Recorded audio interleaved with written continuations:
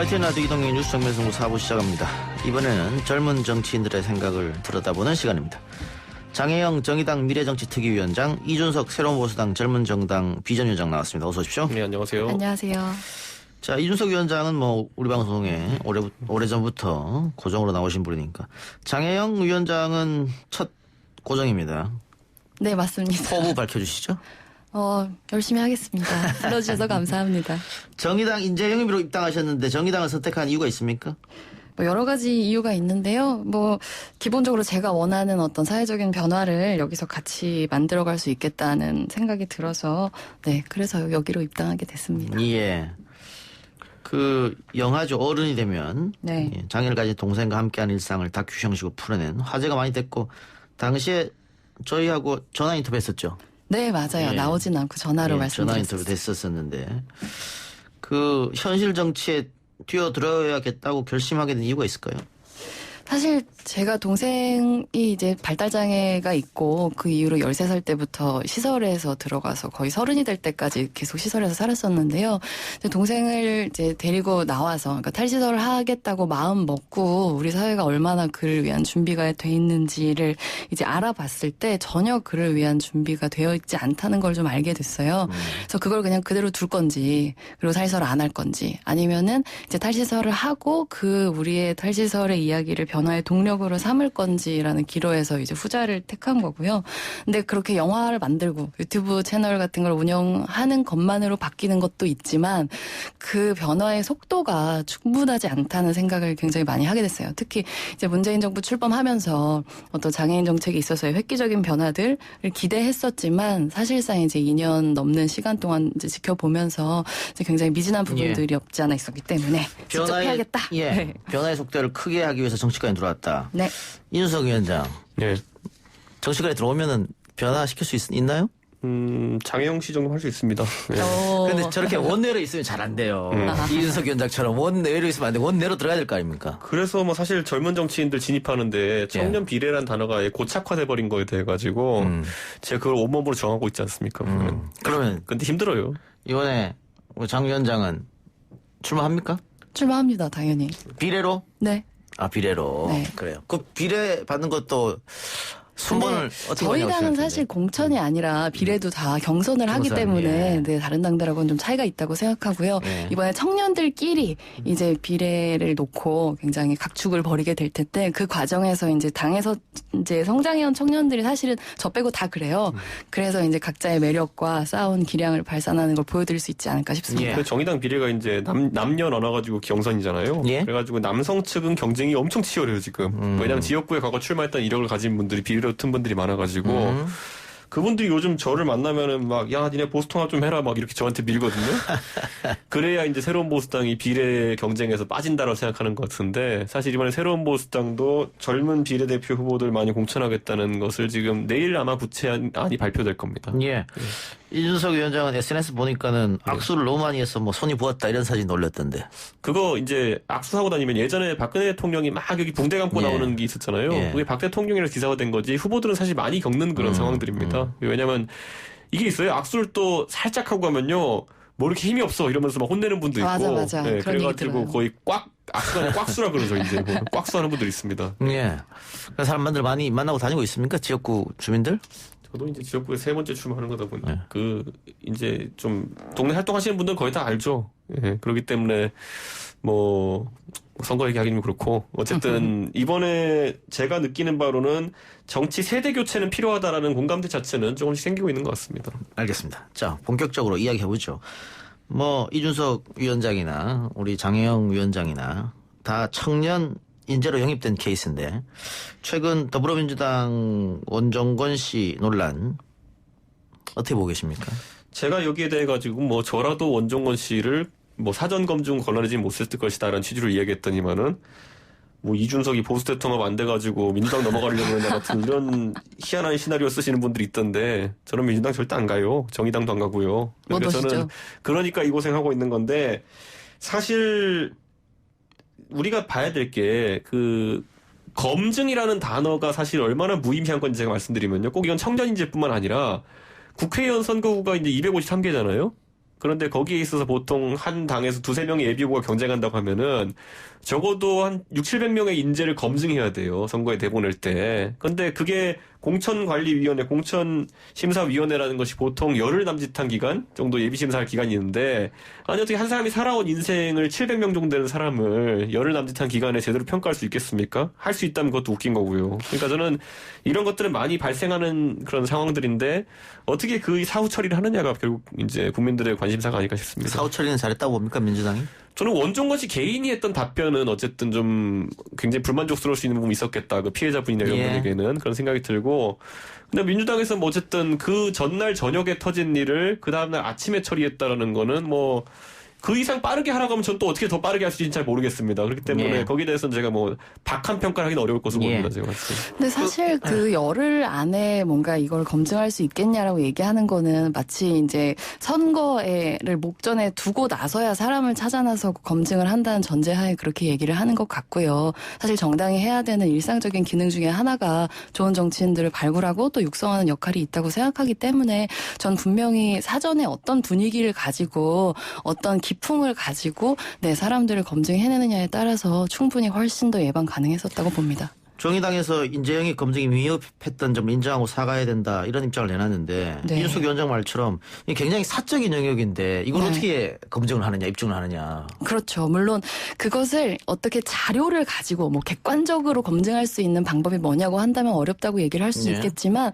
분명히 어떤 분위기를 만들 수는 있다고 생각해요. 그러니까 후보가 자기 자신을 검증하게 만드는 과정에서 자기가 살아왔던 인생을 특히 이제 우리 정치권에서 최근 들어서 계속 대두되는 이슈들이 굉장히 사적으로 치부되어 왔던 것들이 가장 공적인 가치를 가지고 있었던 것. 예를 들면 미투도 그런 것들이잖아요. 그런 관점에서 자기 인생을 돌아보게 만드는 분위기를 정말 우리 기성 정치권이 다른 후보자들 혹은 이제 신인 정치인들에게 느끼게 했는가라고 하면 분명히 미흡한 측면이 있었다고 생각합니다. 그래서 저는 그 민주당에서 이번에 지난번 총선 이정입 때도 마찬가지입니다만 굉장히 비밀을 엄수하고 기밀이 나가면 안 된다고 하고 깜짝 쇼 형식으로 딱 발표했단 말이죠. 이러다 보니까 공개 검증이 안 됐다. 누구를 뭐 미리 이렇게 하겠다 하면 사실 이런 일이 또 나올 수도 있잖아요. 인터넷으로. 그런 작용이 없어가지고. 그래서는 뭐 사실 이게 뭐 양갈래 아까 말했듯이 홍보 효과라는 걸 위해서는 전격성이 필요한 거고요. 그리고 또 이제 안전성을 위해 가지고는 사전 검증을 뭐 좀 나쁜 말로는 언론에 띄워서 간보기 하다는 거죠. 근데 그런 과정이 필요할 텐데 사실 원종건 씨 같은 케이스는 저는 간보기까지 한 케이스라 봐요. 인재 영입 발표한 건 한 달이 넘었잖아요. 근데 최근에 그저께인가 원종건 씨가 지역구 출마를 선언했어요. 비례 안 받고 지역구 출마 선언하겠다. 그런 다음에 이렇게 됐기 때문에 저는 사실 민주당 입장에서도 한 달 정도는 한번 뭐 사전 검증의 기간을 거치려고 했던 건지 모르겠지만은 역할이 정해지지 않은 상태였거든요. 근데 역할이 정해지자마자 이런 일이 터졌으니까 좀 당황스러운 부분이 있을 겁니다. 알겠습니다. 장영 위원장이 방금 뭐 미투 이렇게 이야기해줬고 언론에서도 원정건 미투, 야당에서 민주당을 공격하면서도 더불어 미투당 이렇게 이야기하고 있는데 이 사건이 과연 미투 사건이라고 할 수 있겠느냐? 당연히 미투이죠. 사실 이제 언론에서 미투라고 해놓고 이제 영어 써놓고 이제 나도 당했다라고 쓰는데 사실 그거 굉장히 적절하지 않은 표현이고 이제 나도 말할 수 있다, 나도 말하겠다라고 얘기하는 게 적절한 표현이라고 보는데 미투의 본질이라고 하는 것은 이제 지금까지 말하고 있지 않았었던 여성들이 겪어왔었던 폭력에 대해서 어떤 많은 어떤 비판이나 낙인 같은 것들을 무릅쓰고 이걸 공론화하고 이야기하겠다. 그리고 또 이제 이야기해온 다른 여성들의 용기에 응답해서 나도 말하겠다. 이것이 혼자만의 문제가 아니라 구조적인 문제라고 하는 걸 드러내 가겠다라고 하는 운동이라고 이해해야 하기 때문에 이거는 미투가 아니고 데이트 폭력이다. 왜냐하면 그것도 너무 잘못된 말인 것 같아요. 미투라는 게 처음에 어떻게 시작됐냐면 권력관계나 위계관계에서 잘못된 뭐 이렇게 나와야 되는데 이거는 원정건 씨가 뭐 권력이나 위계를 이용해서 뭐 취하는 어떤 그런 것도 아니고 둘이 사랑해서 사귄 관계에서 일어났기 때문에 이건 데이트 폭력을 해야지 미투로 쓰면 안 된다 이런 얘기 있거든요. 그렇죠. 근데 데이트 폭력이라는 말을 쓰면 안 된다라고 하는 얘기도 분명히 있어서 폭력이면 폭력이지 그 앞에 데이트가 붙어야 되는 이유가 사실은 1도 없는 것이죠. 어떻게 보세요? 저는 그래서 이런 사안들 사실 사생활에 해당한 영역에 있어서는 제가 평론을 잘 안 해요. 왜냐하면 이게 아다르고 어다른 것이고 원종건 씨가 비난을 받는 지점은 비판을 받는 지점은 여러 가지가 있습니다. 예를 들어 아까 폭력에 해당하는 부분도 있고 뭐 사과하는 형식에 대해서도 있고 여러 가지 있겠지만은 사실 여기서 형법이 다뤄야 되는 부분이 따로 있고 감정적으로 다루는 부분이 따로 있는데 저는 원종건 씨는 그 두 군데서 다 걸렸기 때문에 지금 굉장히 큰 문제가 되는 것이 아닌가 이런 생각하고 다만 미투라는 것은 저는 이것을 제기하는 방식에 가까운 것이다 이렇게 보는 예. 것이고 저는 그래서 이 사건의 본질은 원중건 씨의 어쨌든 폭력이 아니었나 이런 생각을 저는 하고 있기 때문에 모르겠습니다. 미투라는 범위를 우리 사회에 이제 편입된 게 1, 2년밖에 되지 않았기 때문에 단어의 정립 과정에서도 좀 이견들이 있는 것 같은데 어쨌든 저는 뭐 이거는 원종건 씨가 내려오는 이상 본인이 말한 대로 자연인으로서 형사적으로 이제 다뤄야 될 부분이 많다 이렇게 봅니다. 알겠습니다. 자, 청년 세대 정치 참여에 대해서 각 당이 공을 들이고 있는데 그 청년 세대 정치 참여를 꼭 영입을 통해서 해야만 되느냐. 당에서 키울 수는 없느냐. 뭐 이런 얘기도 있는 것 같습니다. 뭐 그건 너무 자연스러운 얘기라고 생각하고요. 당연히 당에서 키울 수 있다면 너무나 좋을 텐데 지금 한국 사회에 만연해 있는 어떤 정치 혐오? 사실 이제 입당을 하고 당 안에서 내가 일찌감치 정치를 하겠다라고 이야기할 수 있는 편안한 분위기가 있는 것은 아니잖아요. 그래서 전 사실 당 안에서 커오는 거냐 아니면 당 밖에서 데려오는 거냐 그 자체가 문제라기보다는 이제 당이 그리고 또 이제 정치인들이 정치에 좋은 정치인의 자질이라고 평가하는 것들이 이제 지나치게 그런 이제 스토리 혹은 어떤 선정적인 것들 쉽게 이야기되는 부분들에만 치중되지 정말로 중요한 어떤 뭐 책임감이나 열정이나 혹은 뭐 어떤 균형 감각 이런 부분들이 없기 때문에 더 이런 문제들이 발생하는 거라고 생각해요. 저는 젊은 세대가 과거와는 다르게 자연스럽게 리더를 만들 수 있는 기회가 없다. 예를 들어 예전에 산업화 시대에는 말단 사원부터 뭐 기업 회장까지 하는 사람 이런 사람 영웅이라고 산업화 영웅이라고 이야기했고 그러다 보니까 MB까지 만든 거 아닙니까? 네, 그리고 그 다음에는 민주화 운동의 과정이 있어가지고는 학생 운동을 이끌고 조직을 만들고 투쟁해가지고 투옥도 되고 이런 사람들이 당연히 앞장서서 옥고를 치렀으니 우리 리더가 돼야 된다 이런 의식이 자연스럽게 형성되는데 지금은 보면은 뭐 특정인을 지칭하는 건 아니지만 감동의 사례라고 하는 것이 제가 뭐 저도 이제 굉장히 개인에 대해서는 호감을 갖고 바라보는 인물들이 있지만은 어떤 경우에는 본인이 피해를 입은 그것밖에 어떤 이력이 남아있지 않은 분들이 있어요. 뭐 이런 분들이 국회에서 국민을 대변해가지고 무슨 업무를 수행할 능력이 검증되었냐 이런 건 또 아니거든요.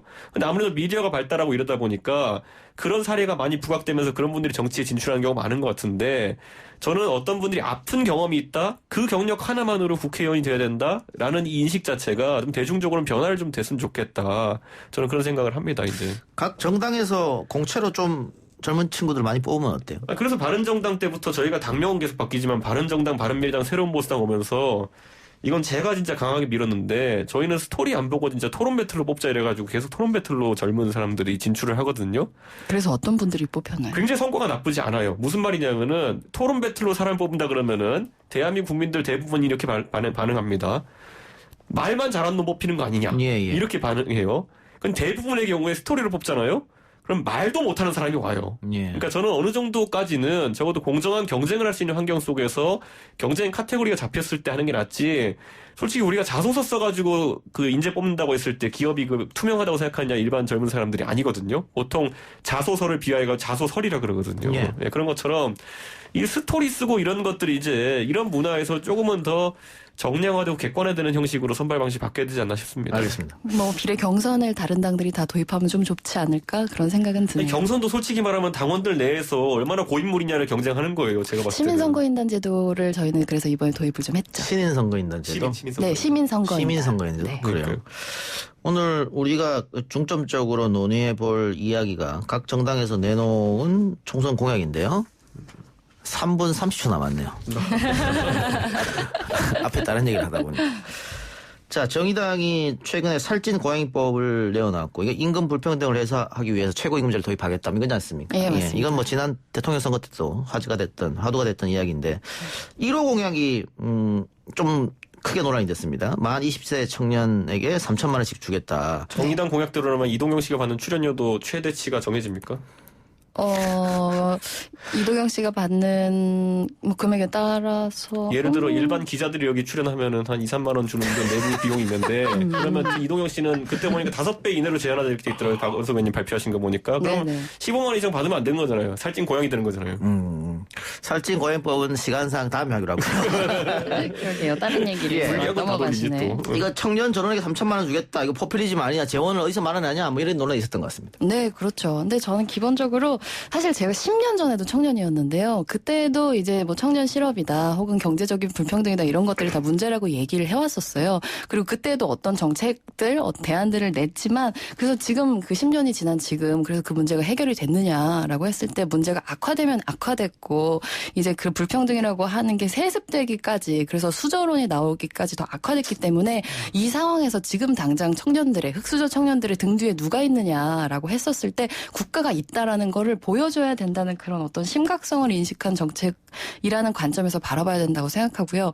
이제 이거에 대해서 일각에서 특히 뭐 자유한국당에서 뭐 이게 SOC 예산이나 혹은 R&D 예산이랑 맞먹는 뭐 18조 정도의 예산이 소요된다라면서 비판을 하셨는데 SOC는 중요하고 청년들의 지금 당장의 미래는 중요하지 않은가라고 했을 때 아무리 우리가 도로 항만 잘 만들고 시스템 하드웨어 잘 닦아봐야 그 위에서 살아갈 사람들이 없으면 그게 다 어디 소용이 있는가 그런 관점에서 이 정책을 바라봐야 되는 정도로 지금 청년들의 현실이 심각하다고 생각합니다. 보통 공약이 비슷한 당들을 이제 이념적으로 일치하는 정당이다 이렇게 보거든요. 예. 연대를 할 수 있는 정당으로 보는데 이 공약이랑 가장 근접한 공약은 그 국가혁명배당금당인가요? 거기서 결혼하면 5천만 원, 출산하면 1억인가요? 그 두 장 공약이랑 굉장히 유사하거든요. 그 때문에 정책적으로 연대할 수 있는 부분이 분명히 있을 것 같습니다. 저는 그리고 이번에 표로 이 공약 심판 받았으면 좋겠습니다.